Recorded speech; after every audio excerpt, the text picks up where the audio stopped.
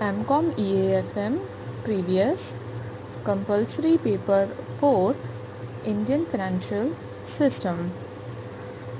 In today's lecture, we will understand the structure of cooperative banks in India, non-banking financial intermediaries, and unorganized sector. So, without any further ado, let's get started. Organization of cooperative institutions is evident from the following chart. Cooperative credit institutions are of two types.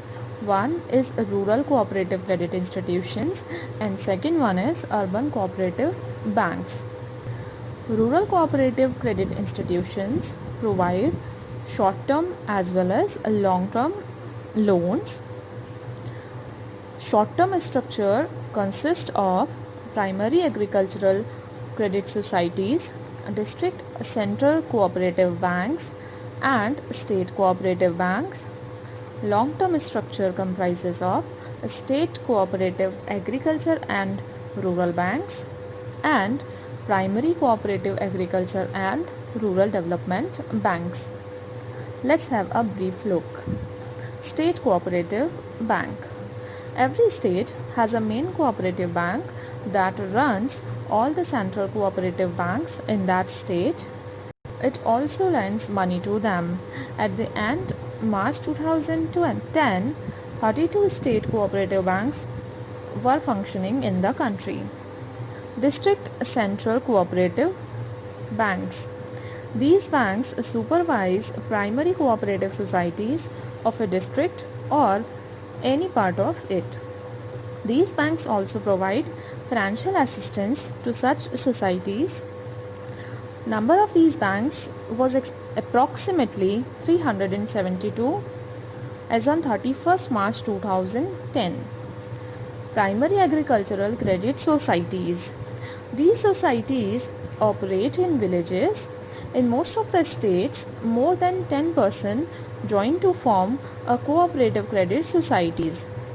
These societies accept deposits from their members and provide them short-term and medium-term loans. Primary cooperative agriculture and rural development banks. These bank advances long-term loans on the security of immovable property that is mortgaged with them by the debtors. State cooperative agriculture and rural development banks. These banks advance loans to primary cooperative agriculture and rural development banks. Entire state comes under their jurisdiction. Urban cooperative banks. These banks operate in urban areas and accept deposits from the public and also advance loans to them. Presently, these banks are supervised by the Reserve Bank of India. These are managed by the state governments.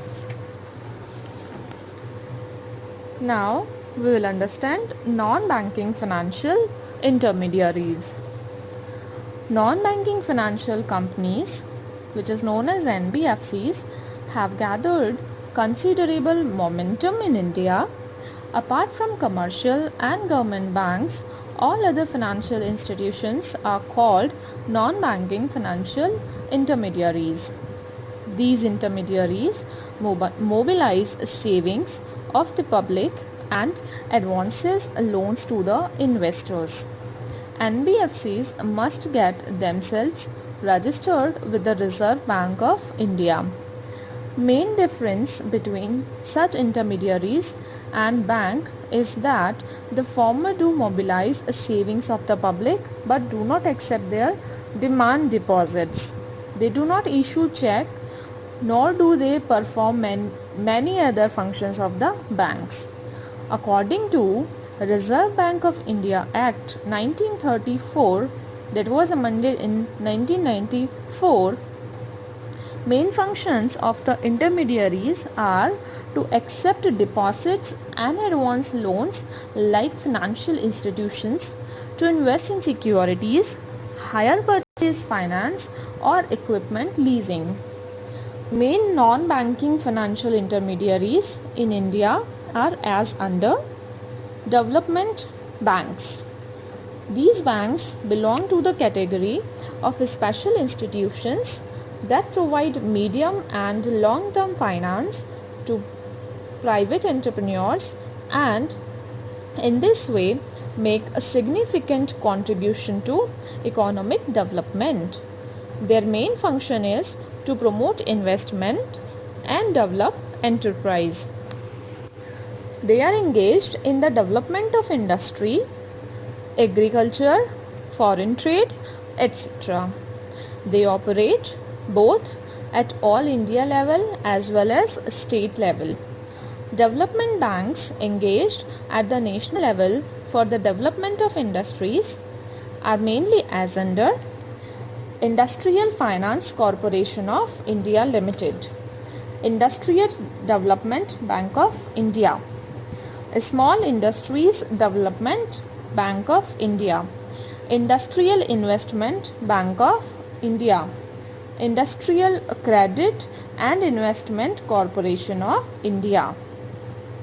At state level, State Finance Corporation and State Industrial Development Bank are in operation. National Agriculture and Rural Development Bank, which is popularly known as NABARD, is meant to develop agricultural sector.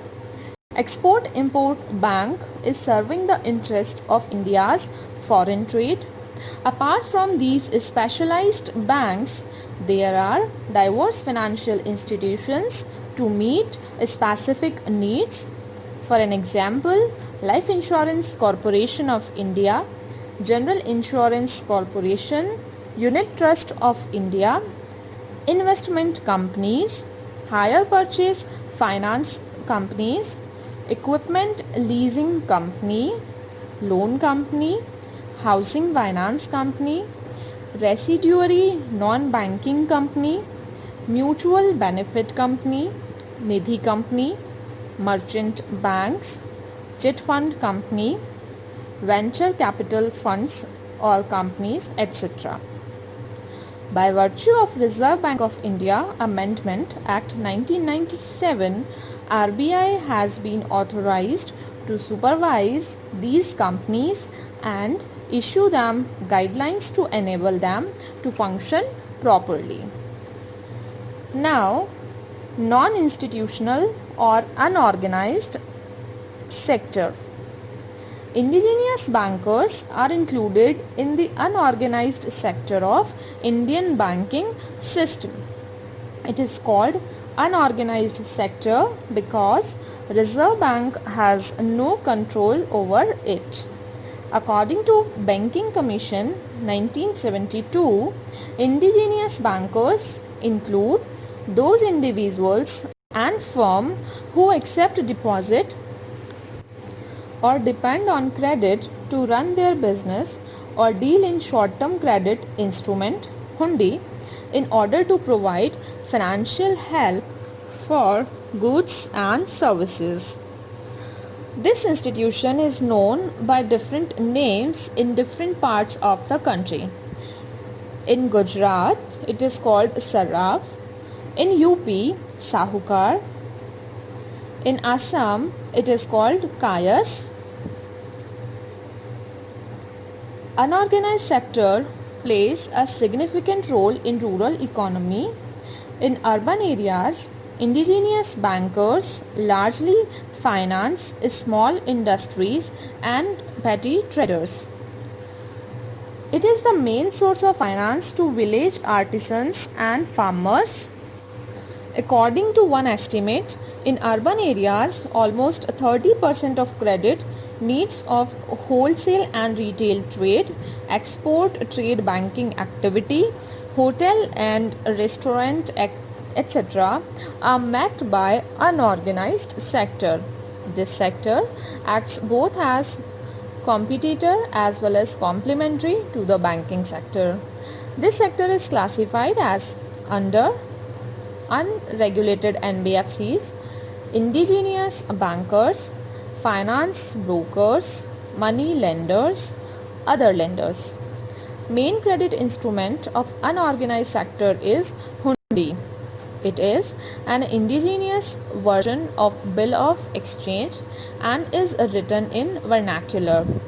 This sector meets the credit needs of farmers, village artisans, small traders, small producers, etc.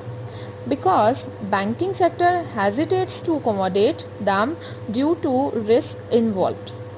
Indigenous bankers have personal relations with their customers. Mode of advancing loan is simple.